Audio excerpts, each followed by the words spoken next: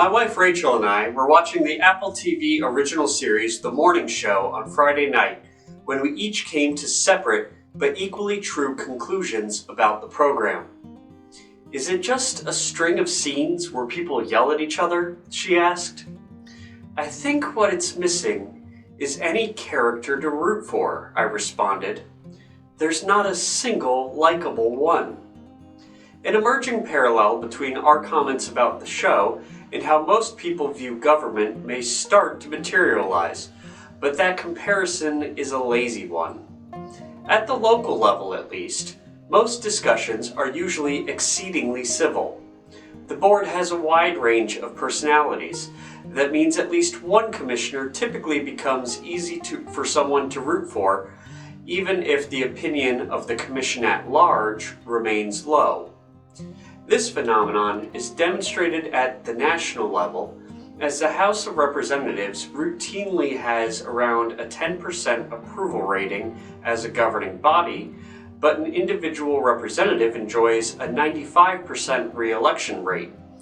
It's the other representatives who are the problem, not the one who represents me, is a typical mindset.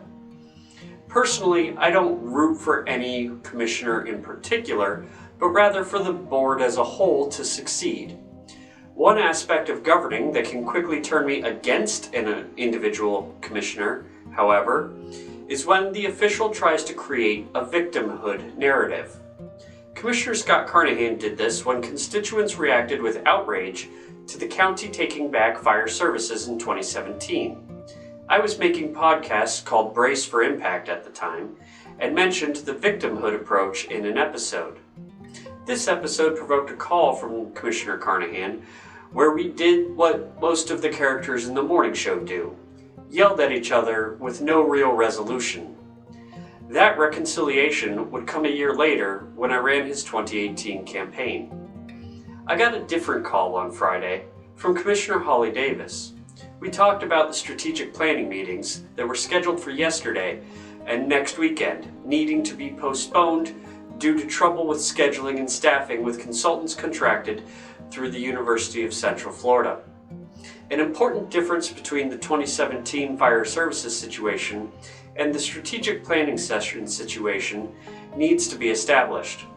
The first was an outcome of consequence, while the latter is a product of circumstance. The fire services vote was a voluntary one that the Commission knew would be controversial and thus needed to understand the consequence that would come with that. Playing the victim during a time of self-inflicted consequence isn't leadership, although to Commissioner Carnahan's credit, the vote that he engineered as chairman appears to have ended up being the right move.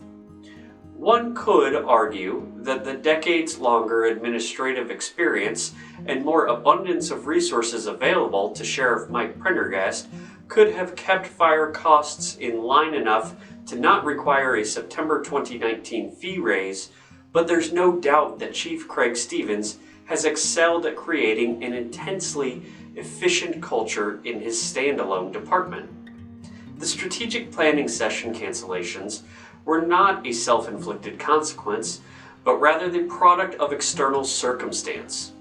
Of all the times to play into a victimhood narrative, this would be it. But that's not what happened.